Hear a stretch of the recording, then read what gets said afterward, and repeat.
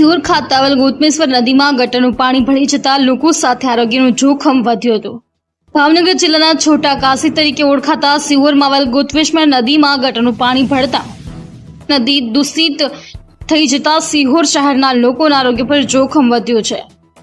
નદીની સફાઈ કરવામાં આવે તો અહીંયા નદી પર રિવરફ્રન્ટ બને તેમ છે અને લોકોની પણ માંગ છે કે ગોતમેશ્વર નદીની સફાઈ કરાવી રિવરફ્રન્ટ કરવામાં આવે, કેમ કે ગોતમેશ્વર નદીની ફરતે નવનાથ મંદિરો આવેલા છે અને લોકો અહીંયા ભક્તિ અને આસ્થા સાથે દર્શન માટે આવતા હોય છે, પરંતુ ગોતમેશ્વર નદીની દુર્દશાના કારણે સ્થાનિક લોકોના આરોગ્ય પર જોખમ જોવા મળી રહ્યું છે। ત્યારે તાત્કાલિક ધોરણે સમસ્યાનું નિરાકરણ કરવામાં આવે તેવી સિહોરના લોકોની પ્રબળ માંગ ઉઠી છે। વિપુલ બલિયા, જી ન્યૂઝ, સિહોર।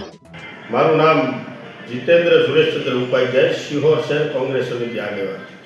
આજે હું સિહોરની અંદર છેલ્લા અમારું ઘર 100 વર્ષથી છે, 25 વર્ષથી છેલ્લા હું જોતો આવું છું કે સિહોરની જે પવિત્ર નદી છે કે જ્યાં ગૌતમ ઋષિએ તપ કરેલું છે, આવી પવિત્ર જગ્યા ઉપર 5 નાથ આવેલા છે। આ નદીને સિહોર ગામમાં અત્યારે દૂષિત હાલતમાં છે અને આ નદીની અંદર 2 થી 4 ગામોના પાણી ગટરના પાણી ભળે છે। તંત્રને અનેક વખત રજૂઆતો કરી છે, અનેક વખત અમે ઉપવાસ પર પણ બેઠા છીએ આ વાત માટે, પણ તંત્રએ આમાં કોઈ સક્રિય રીતે ધ્યાન આપેલ નથી। આજની સમયમાં આ નદીને નગરપાલિકા દ્વારા સ્વચ્છ કરવામાં નહીં આવે તો વિપક્ષ દ્વારા કેવી કાર્યવાહી કરવામાં આવશે, શું પગલાં લેવામાં આવશે? આગામી સરકારશ્રી તરફથી સુજલામ સુફલામ યોજના આવેલી હતી, 10 લાખ રૂપિયા જેવી માતબાર રકમનું અહીંયા કામ કરવાનું હતું નદીની અંદર, નદી સફાઈ, બાવળ કટિંગ, પણ આ વાત કોઈ સરકારશ્રીના બાબુઓને પૈસા ખાવાના હેતુથી આ ગ્રાન્ટ આવી હોય એવું અમને જણાઈ રહ્યું છે।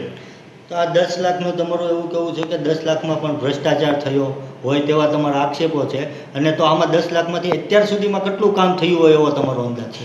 અત્યારે અમારું અનુમાન તો એવું છે કે આ કામ કરવાનું હોય 2 મહિના પૂર્વે, પણ 26 તારીખથી લઈને 31 તારીખ સુધીમાં 5 દિવસ કામ કરેલું છે અને આની અંદર 1 થી 1.5 લાખ રૂપિયાનું કામ થયું હોય એવું અમને લાગી રહ્યું છે।